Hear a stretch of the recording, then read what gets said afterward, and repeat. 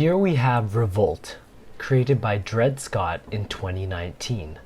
Before we talk about the context of this painting, I would first like to highlight my initial thoughts at first glance. Now, speaking to the form of this painting, it was something I haven't seen before. As of recently, I have been studying works of art by Jacques-Louis David in the 18th century. But here, this artwork demonstrates a whole new style, completely different. It has a geometrical abstraction design that focuses a lot on shapes as opposed to realistic detail. Minimalistic style, almost borderline abstract. I was drawn to this painting in particular because of its simplistic design. An interesting border, not exactly straight, but has some imperfections to it. The colors are pure, with no shadows. The figures are quite simple in the sense where they do not resemble a certain person in particular. The center of axis consists of a figure in white, holding a flag that touches the top of the frame. The color tones are fairly bright, a lot of blue, white, and brown. When thinking about the content of this artwork, let's first expand on the figures. We can see 5 figures that seem to be a black skin tone, armed with weapons, facing the left side of the canvas. The man in the center is riding a brown horse, who seems to be leading the charge. An arm raised in the air is a symbol of revolution and change. In the background, we can see a grayscale of buildings that seem to be factories. These factories are emitting smoke into the atmosphere, possibly polluting the environment. With the face of determination, the figures seem to be marching together. We are also brought into this painting, with the bottom right only showing one arm of a person. It is as if we are marching along with them. Picture from this point of view that we are marching together, and we look to the right, and this is what we see. This painting makes me feel motivated and strong-willed, ready to march with them.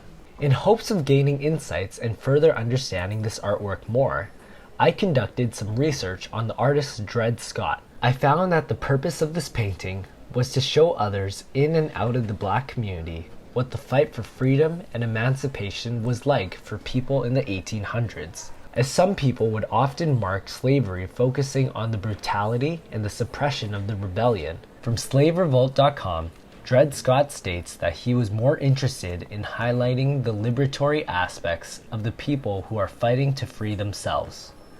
This reenactment of the revolution to end slavery is brought out through this painting, and Scott uses this to show the fight and theme of revolution. I believe he is successful by doing this by replicating the scene in a simplistic yet impactful manner. Instead of showing blood, sweat, and tears, he is simply focusing on the march for freedom, the drive and passion in people's hearts to fight for the right to live equally in society, freeing themselves from the horror of being slaves. I believe the simplicity of his work shows that there is a bright future. It shows that war and blood are not the answer to solve this issue. It is simply changing the mindset to a brighter sky, allowing all people, no matter what color of their skin, to move forward. I also found that the background represents the factories that the Black culture had to live right next to, polluting the air and infecting many people's lungs. By putting this in the background, Scott is successfully able to not only show the fight for freedom, but also for a better environment. A few similarities I see between Revolt and works of art done by Jacques-Louis David is the use of art to inspire. David intricately used his art to spark patriotism while not getting caught by the French government. Similarly, Dred Scott uses his art to inspire others and to bring awareness to lives that should never be forgotten. One difference between their styles of painting: while David was trained in the Rococo style, which offers fluffy, godlike images. For example, in Belisarius Begging Alms in 1781, through the dramatic lighting contrast and lines in this larger-than-life-size painting, David leaves the interpretation up to the viewer. Flirting with the delicate line, David had to be very careful when composing this painting. He wanted to appeal to the enlightened thinkers that live by virtue, and also intentionally trying to inform the public. Scott uses geometric abstraction and his borderline abstract art. I believe that in today's modern society, this minimalistic style is where art is heading.